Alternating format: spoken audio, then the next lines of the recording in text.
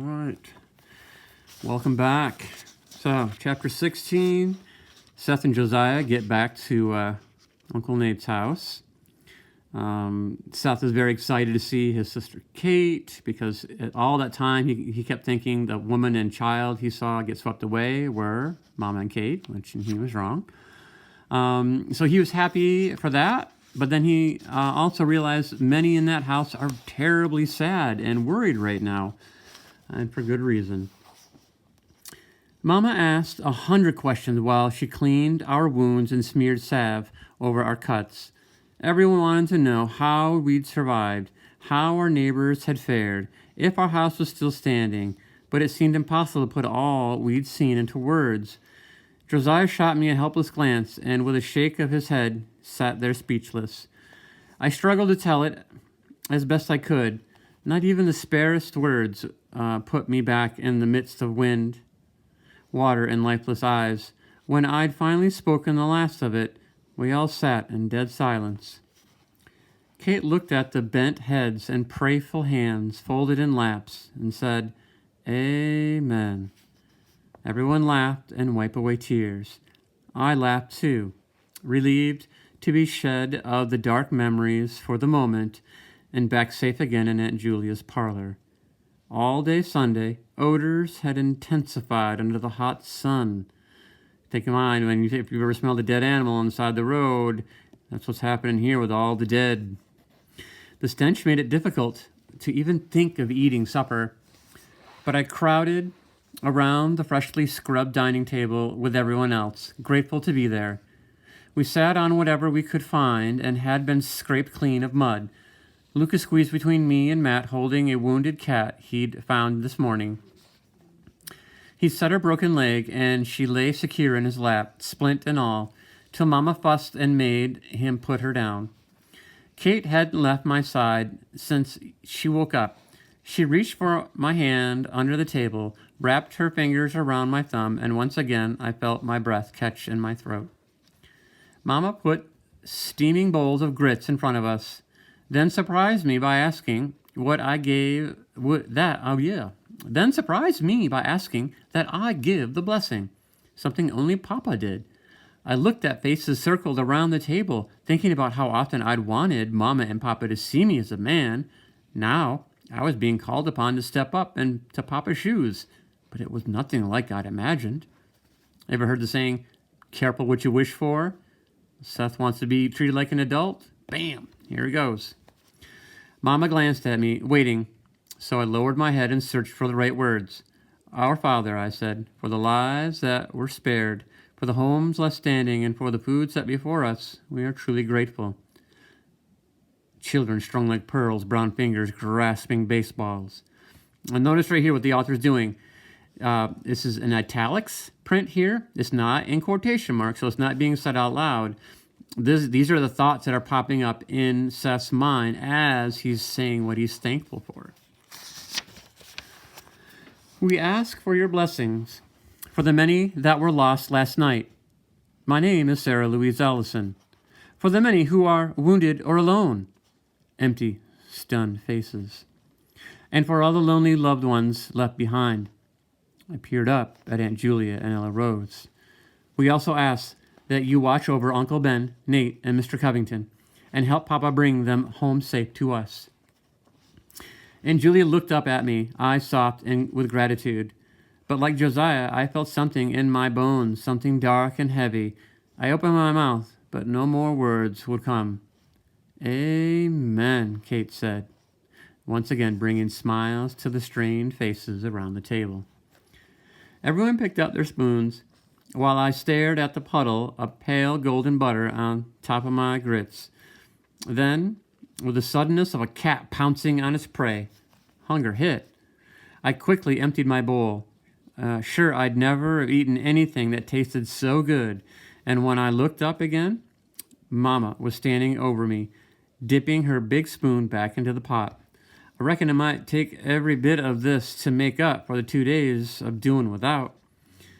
Mama filled my bowl again, then Josiah's, and set the pot on the table. "If it hadn't been for Ezra," Aunt Julia said, "we'd all been going hungry tonight. He managed to get a lot of the food up to the attic before the water rose. Good thing he didn't put it over Ben's room, Lucas said, or the fish would be eating it tonight instead of us. Ezra laughed, and for the first time I realized how much he sounded like Josiah. By the time we'd finished eating, the light had faded, and Ezra lit candles for the kitchen and parlor. While he helped the boys wash up supper dishes, Ella Rose played with Kate and Elliot. Mama wanted to go back to scraping up mud, but Aunt Julia wouldn't hear of it. You've been working hard all day, Eliza. There'll be plenty of time tomorrow for dealing with this mud. She pulled 2 chairs to the window and made Mama sit with her to watch for Papa. Later, Matt sat next to me in the parlor on a warped bench. He was quiet, and I was content to have it so. Knowing he was safe beside me was enough, but after a while he turned toward the south window and whispered, "I saw it coming." There was no need to ask what he saw. I knew what he was talking about, the Gulf. I saw it rise up, Seth. Must have been nearly 20 feet high, and rush toward us, scraping up everything in its path. I even saw a horse on the crest, spinning. Wild, over and over. I was afraid it was Archer or Deuce. He sucked in a breath. I thought we were dead for sure, Seth, and I didn't hold out much hope for you either. I nodded. Did you find the horses? No, but we found a dead colt on the kitchen stairs, and a man tangled in the limbs of the ash tree out front. Was he dead too? Yeah, but not from drowning. The tree was full of snakes, and the man was covered with bites. Did Ezra take care of him? Matt nodded. Along with the help of the neighbor behind us on Broadway, Mr. Hodges' horse and wagon made it through the storm okay, so he came around to pick up the dead, and I wanted to help too, but Mama wouldn't let me out of the house. I saw through the window, though. He looked up at me, eyes wide. Mr. Hodges must have had at least 30 bodies on that wagon, Seth, and all of them were friends and neighbors, Aunt Julia's and Ella Rose's. I stared at him, while the reality of what he'd said sunk in. They'd lost far more than I'd realized. I glanced at the younger boys sitting on the floor, wondering if they'd seen, too. Matt leaned close and whispered, "Don't worry. I didn't let them near the windows." "It's Thomas," Mama called. That's Seth's papa, by the way. I picked up Elliot, and we all crowded into the kitchen to see what Papa was bringing home. But only one set of footsteps sounded on the staircase. Papa, haggard and dirty, stepped into the doorway and blinked in the candlelight. When his eyes rested on me and Josiah, relief flooded his face, and for a moment I thought I saw tears. But with one glance at Ella Rose, his joy disappeared. He reached for her hands. "You found my daddy?" Her voice sounded small and fragile. He gave her a slow but definite nod, and as if she'd known all along, she said, "He's dead, isn't he?" Papa nodded again. He was at the Ritter Cafe when the printing presses on the second floor fell through. I found him in the temporary morgue set up at the wharf and buried him myself. When things are better, I'll show you where. He pulled a small handkerchief-wrapped bundle from his pocket and placed it in her hand.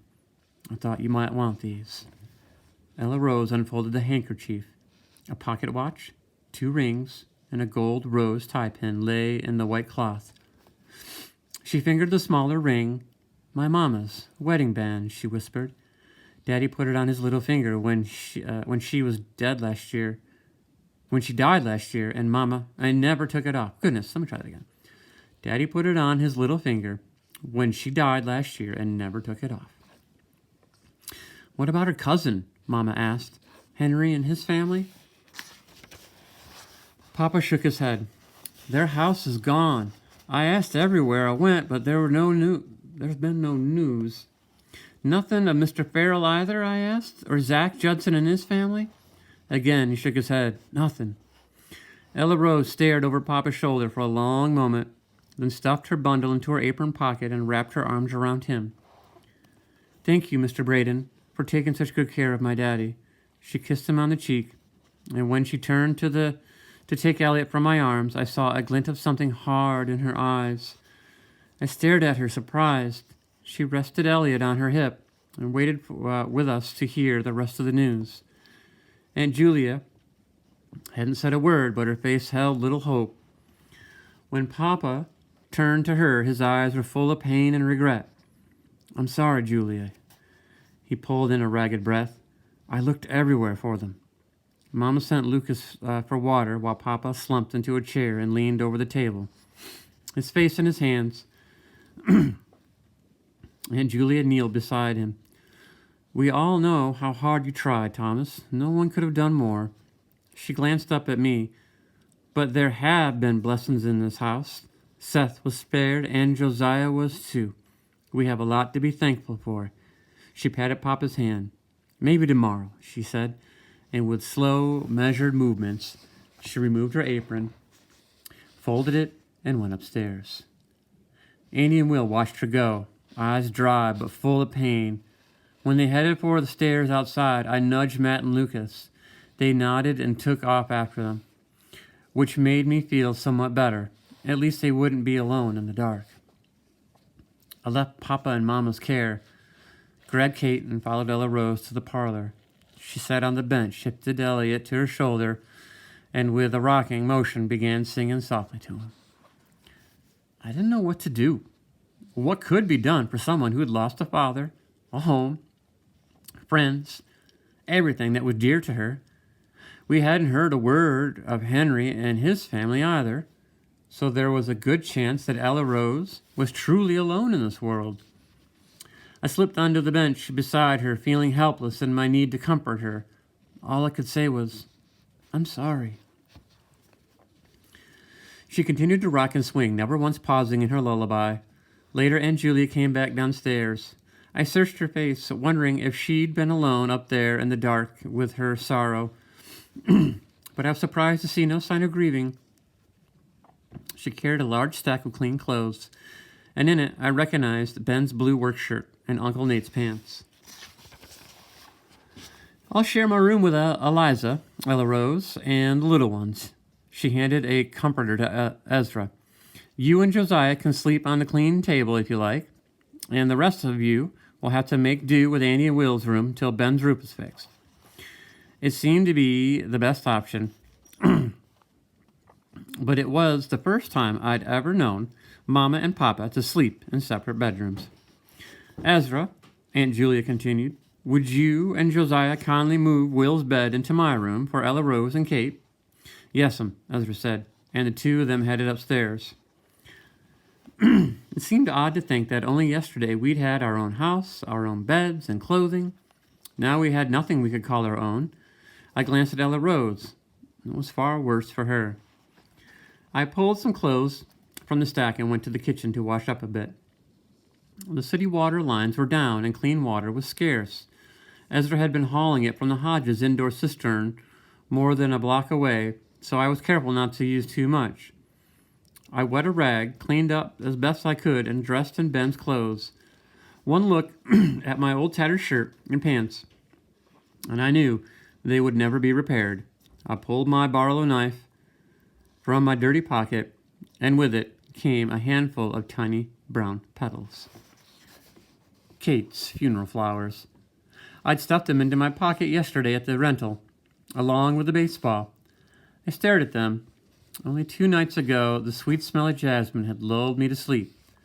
I blew out the putrid stench that pervaded every breath, cupped the shriveled brown petals in my hands, and brought them to my nose. A faint scent still clung to them, and I breathed in the fragile sweetness. It smelled like life. I pulled open Ben's clean pocket and carefully poured the brown petals inside.